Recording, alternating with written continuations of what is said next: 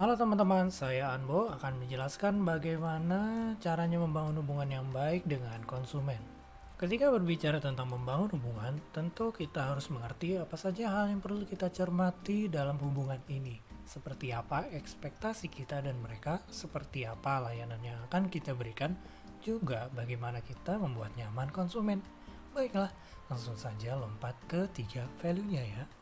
Pertama, ada yang namanya customer value, yang artinya rasio antara seberapa besar sumber-sumber yang para konsumen gunakan untuk mencapai manfaat tersebut, dengan manfaat apa yang akan mereka rasakan. Sebut saja sumber-sumber konsumen ini disebut dengan resource. Resource ini dalam bentuk waktu, usaha, finansial, atau psikologis. Dan satu lagi, untuk manfaat yang akan mereka rasakan kita sebut saja sebagai gain. Gain ini bisa saja dalam bentuk ekonomi, fungsi dari benda tersebut, maupun secara psikologis juga. Oke, kita langsung aja ke contohnya ya. Misalnya ada Pak Benny dan Kak Adam.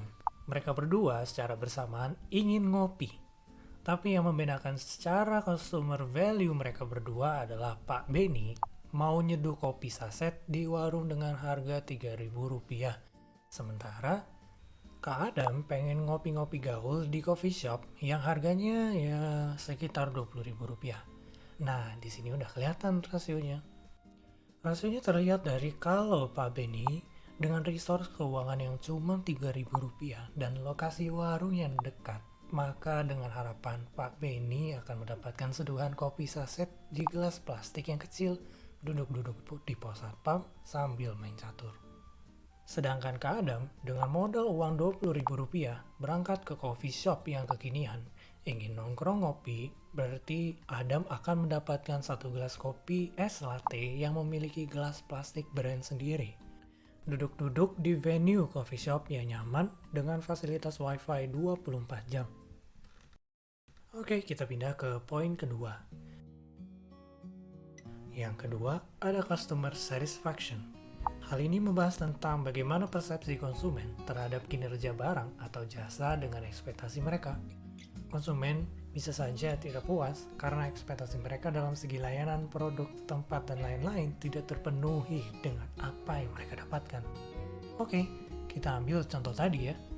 Misalnya nih, Adam berharap bahwa dengan membawa Rp20.000, dia akan mendapatkan segelas kopi es latte yang bisa diminum di tempat coffee shop sambil wifi yang gratis. Namun sayangnya, karena PSBB, dia cuma bisa take away kopi latte-nya.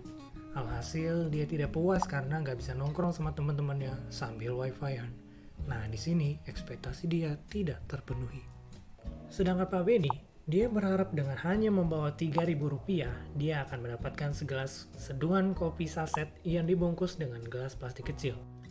Namun ternyata, yang Pak Benny dapatkan justru kopi yang disajikan dengan gelas kaca dan piring kecil. Dan ternyata di warung itu juga ada tempat nongkrongnya. Alhasil, Pak Benny bisa menikmati kopi gelas di sore hari sambil nongkrong main catur sama teman-teman sepermainan caturnya. Alhasil, ekspektasi Pak Benny terpenuhi. Yang ketiga, ada customer retention.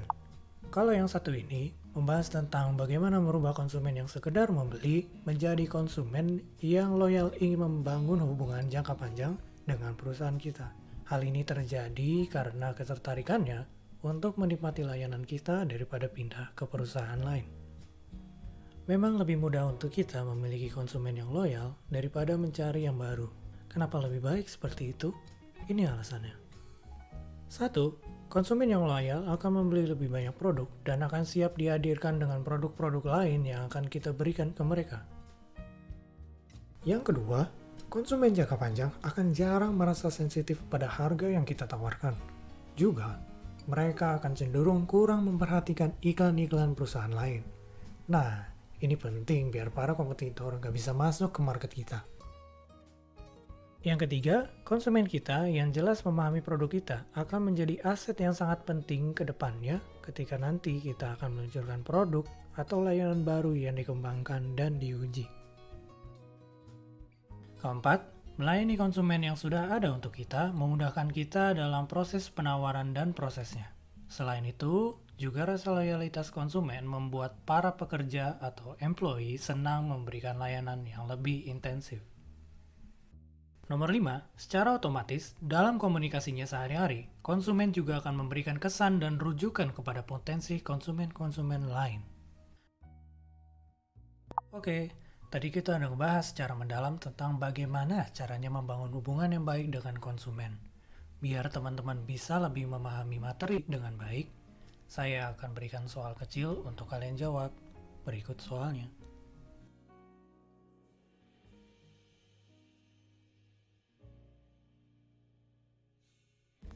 Baiklah, sekian dari saya. Terima kasih dan sampai jumpa.